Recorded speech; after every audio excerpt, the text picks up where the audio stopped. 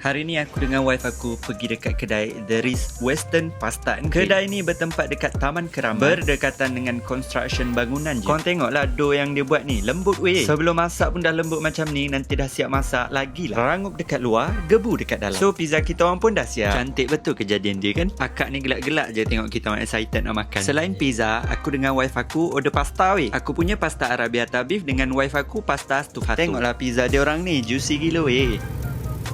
Crunchy kan bunyi dia. Cakap banyak busuk mulut, jom kita ngap dulu lah. Dia masuk je mulut, pizza ni terasa nikmat dunia tu.